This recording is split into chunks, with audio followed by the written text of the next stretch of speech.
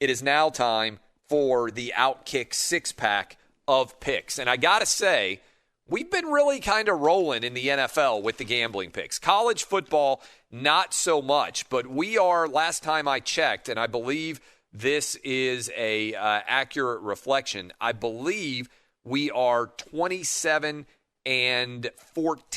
if I'm not mistaken. We went 3-2 last week. We had a push, and we continue to kind of roll along, Dub. Does that number sound correct to you in terms of what we've done with the Outkick six-pack? And I would encourage you to go ahead and get your picks in. I am confident. I hate to say this because I don't want to jinx us, but I don't know that I have been more confident in a collection of Outkick six-pack all year. I love all six of these picks. Sometimes you're sitting there when you have to make the six-pack and you're like, man, I don't know about this. I don't feel that great about this one. That's not the scenario that's at play right here. So encourage you, go sign up, fanduel.com/Clay. You can get a $1,000 free wager. That means that they will refund you if you lose, fanduel.com/Clay. And here we go. Dub, get your pen out, get your paper out, and let's see whether or not you agree with the direction that the picks are going right here. Rams, -1.5 against the Seahawks. This is my favorite play. Lance Taylor liked this pick earlier in the show. He gave it out to you in hour one. I love this play. You've got the ability of Sean McVay sitting out for 2 weeks, stewing over a disastrous performance on the road against Miami. Jared Goff was awful. You've got an atrocious Seahawk defense that is coming back after having played last week all the way on the other side of the country. Russell Wilson starting to show some chinks in the armor.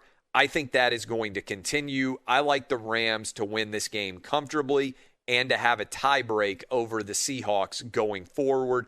What say you, Dub, about my faith, about my confidence in the Rams to get it done against the Seahawks? Well, I think your faith and confidence is justified because this Rams offense, we've seen over the last few years Sean McVay do his thing, and the Seattle defense has given up 455 yards per game. So I would not be shocked one bit if the Rams put up over 500 yards. The Rams are 8-1 against the spread off a loss, and they've had an extra week to think about that loss against the Miami Dolphins. So I think this is – I haven't heard your other plays yet, but I have a strong feeling this is going to be the best one of the week. All right, so we're on the Rams, you and me both. We love the Rams against the Seahawks. Let's keep rolling, keep the momentum going. Last week, worst performance of Tom Brady's career.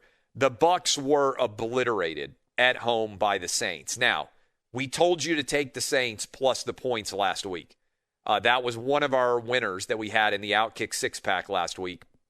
And I felt good about it, and we were right. I didn't know we would win as easily as we did, but the Saints came out and dominated. This week, I am inside of Tom Brady's head. I can feel the anger. You know, like in the trilogy of Star Wars, where, spoiler alert, you had Rey and the what's the guy's name? The Adam Driver character.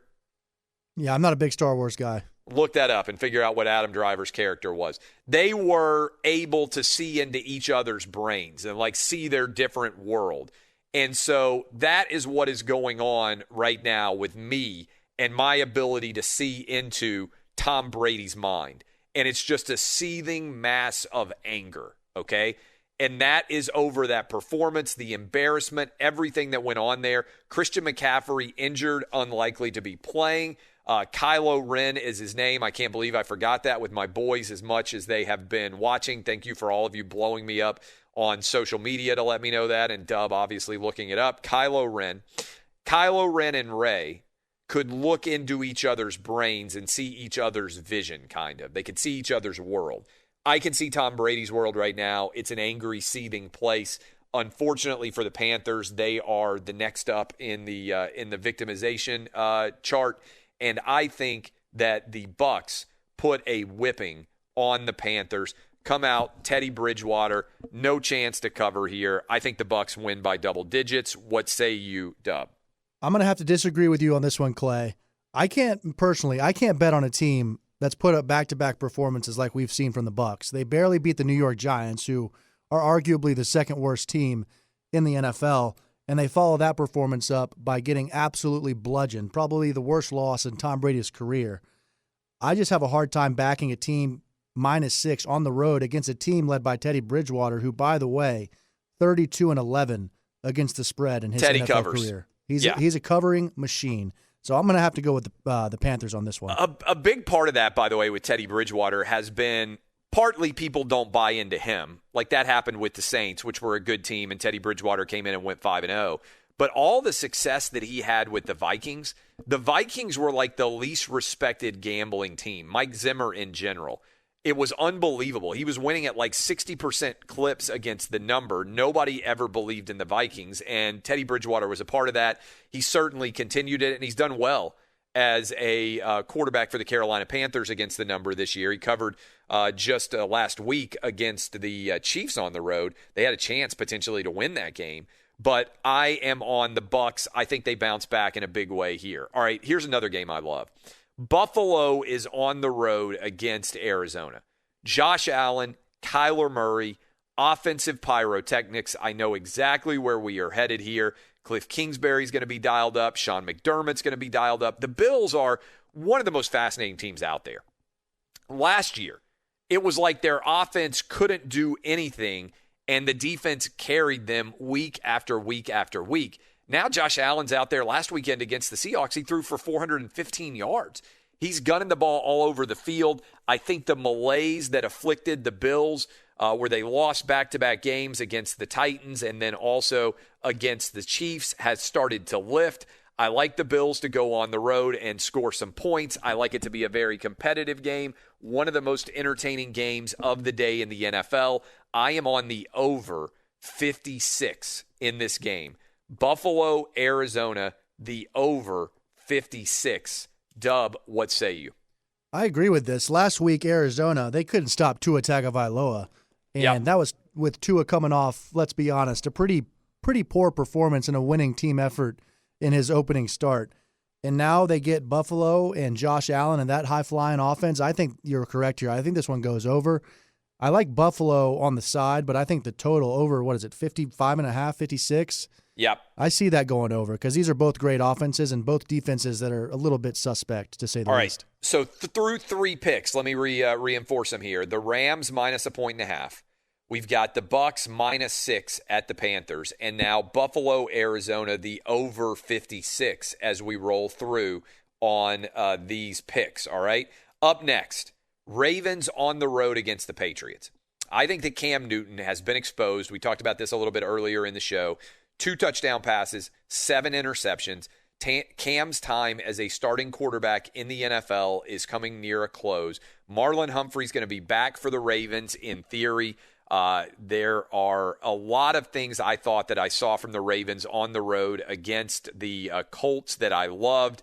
The Patriots, we know last year the Ravens handled them with Tom Brady. I think this Ravens defense is going to be all over Cam Newton and a very limited Patriots offense. I also think that the Patriot defense will play well against Lamar Jackson, which is why I like the under 43.5 in this game. Ravens against the Patriots, the under 43.5.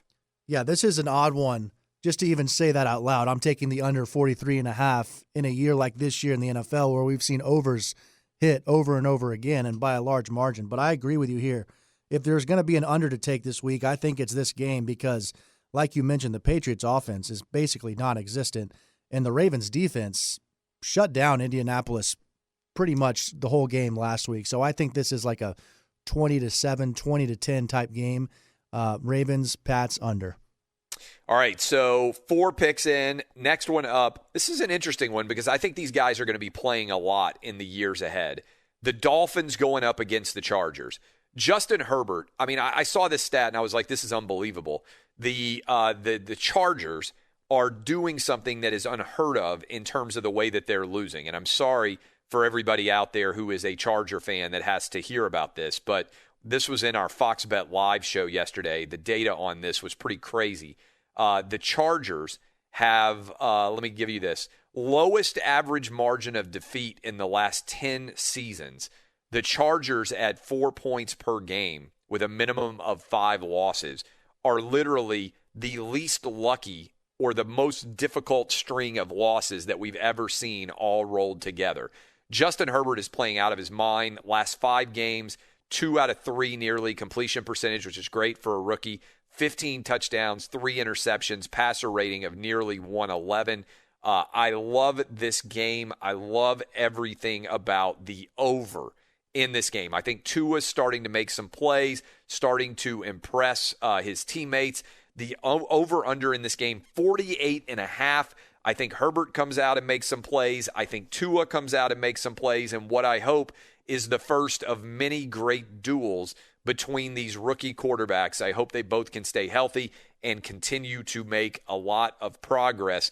Anthony Lynn against Brian Flores. The over hits here, over 48.5. Yeah, this number seems pretty low to me. I would suspect, with the way things have gone this year, this to be in the low 50s. So I think there's some value here with the over. But you're right. These two young quarterbacks, we might be getting a glimpse into the future for the next 10, 12, 15 years with this matchup in the AFC. I'll go over just because the number's low, I think. I think it should be above 50, so I'll go over 48.5. All right, last pick here. Texans plus 3.5 against the Browns. You're listening to the Outkick 6-pack, by the way. The Texans plus 3.5 against the Browns. The Texans, I believe, not an awful team. All right, I know they have an awful record. I don't believe they're an awful team. And I think the Browns have been consistently overvalued so far this year. And I am not buying into the fact that the Browns are over 3 points better than the Texans. Deshaun Watson, a lot better quarterback than Baker Mayfield. I know that they have the interim head coach, and I know that the Browns are 5-3 and thinking that they're going to have a chance to potentially make the playoffs. They want to make a run and put themselves into position to get into the playoff mix. This is the kind of game they can't lose if they want to put themselves in that position. But I think the Texans come on the road. I think they cover. It wouldn't stun me if the Texans won this one outright. Texans plus 3.5 at the Browns. I got to be honest. I bet this one the other way earlier in the week when it was -3. I took the Browns, but this is all about numbers. 3.5 versus 3 is massive. At 3.5, I'd probably lean Texans, but it's just tough for me to bet on Houston, a team that has 2 wins, both against the Jaguars. So I don't know. This is kind of a toss-up game to me. If you made me bet it at 3.5, I probably would take the Texans.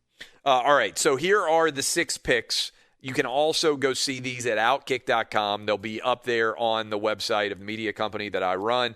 We'll have them all out there. Again, we have been doing a pretty good job so far in the NFL 6-pack. Last week, 3-2-1. We had a push, so we went 3-2. And I feel pretty good about these games. Again, really, really confident in our 6-pack. We'll see how we do. Rams -1.5. The Bucs -6. The Buffalo Bills Arizona Cardinals game over 56. The Ravens and the Patriots under 43.5. Dolphins Chargers over 48.5. And the Texans plus 3.5 at the Browns. Those are my picks to lead you into the weekend. Dub, did you say you like the Rams pick the best of all of them? Yeah, that's the one. If you're going to pick one, that's the one I would pick. I think that one is pretty solid. It's almost scary how much I like it. You know that feeling when you see a number and you like it so much? I'm kind of getting that feeling. That's how I was with the Florida-Georgia game last week. Yeah. For every now and then, a couple of times a year, if you are a gambler, you see a line and you just think this is fundamentally wrong. And sometimes that'll make you a little scared because you'll be like, what am I missing? Why has the market got it different than me? I've watched Florida coming into that game play every game so far that season. I'd watch Georgia play every game. Florida's the better team. So when I saw Georgia favored in the game, I went out and hammered it. And I ended up being right. Blood bank guarantee. I love the Rams in this game. I just think they are going to run away with this game against the Seahawks with Sean McVay having 2 weeks to get ready after an atrocious performance against the Dolphins. That defense for the Seahawks can't stop anybody. The Rams defense is one of the best in the NFL. The Seahawks are coming off a tough cross-country trip where they got bludgeoned by the Bills. And I just think that they are walking into a lion's den. And I think at the end of the day on Sunday, the Rams are going to be in first place with the tiebreak over the Seahawks in the NFC West. I really do. I love them to win this game by a touchdown or more. I really do. I think they're going to take it to the Seahawks. I don't think it's going to be particularly close.